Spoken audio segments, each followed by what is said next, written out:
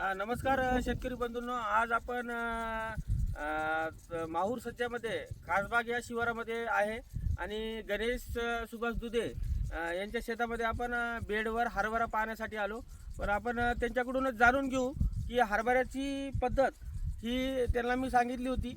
गेल्या वर्षी सोयाबीन पण त्यांनी बेडवर घेतला आणि त्यांना गेल्या वर्षीचा अनुभव आपण सोयाबीनचा पण विचारू आणि सोयाबीनवर बेडवर टाकल्यामुळं त्यांचा फायदा आणि यावेळेस हरभरा टाकला बेडवर त्याचा एक फायदा त्यांच्याकडून आपण जाणून घेऊ. सांगा तुमचं नाव.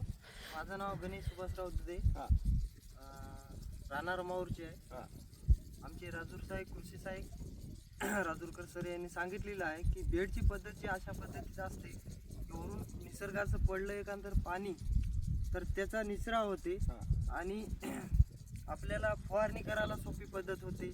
त्याच्यानंतर पाणी देणे पाणी देण्याची सोपी पद्धत होते आणि मालाला व्यवस्थित हवा लागते आणि हवा लागल्यामध्ये आपले उत्पन्न वाढते. त्यासाठी नाही का BBF तंत्रज्ञान वापरणे आवश्यक आहे. असं मी सांगतो की मी सोयाबीनची जे BBF तंत्रज्ञान वापरलं त्याच्यामुळे तुमचा फायदा काय झाला आणि त्याच्यावर सांगा.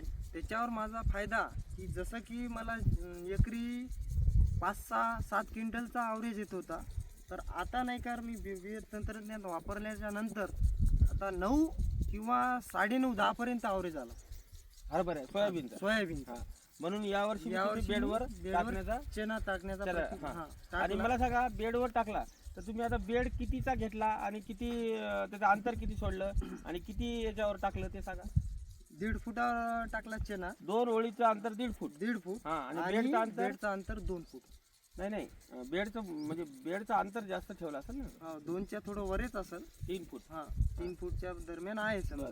आणि टिपणीचे तास किती टाकले तुम्ही? टिपणीचे तास 4. काय केलं? टिपणीचे 4 तास टाकले आणि छोट्या ट्रॅक्टरनं आणि 2.5 फुटाचा फटा सोडला मध्येच. बरं, त्याच्यामुळे तुम्हाला बरेच तुम्ही बघू शकता शेतकरी बंधूंनो, जर BBF तंत्रज्ञानाचा वापर हे काही BBF तंत्रज्ञान म्हणजे काही वेगळी पद्धत नाही आहे. BBF म्हणजे बेड फरो. आपण जे जुनी पद्धत आहे, जुनी पद्धतीला सोडून जर आपण नवीन तंत्रज्ञान BBF तंत्रज्ञानाचा जर वापर करून जर आपण बेडवर अशा प्रकारे जर तुम्ही हरभऱ्याची किंवा सोयाबीनची जरी लागवड केली तर तुम्हाला योग्य पद्धतीने फायदा होईल.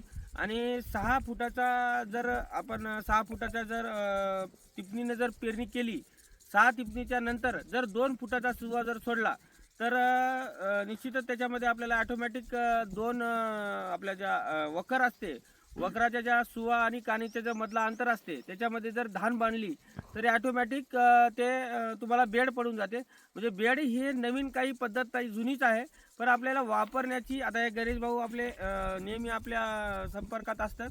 त्यांनी आपल्या पद्धतीने पेरणी करून भरघोस उत्पन्न घेतलं. अशी माझी सगळ्या शेतकऱ्यांना विनंती आहे की आपणही अशा बेड पद्धतीने लागवड करून जास्तीत जास्त उत्पन्न घ्यावं ही विनंती.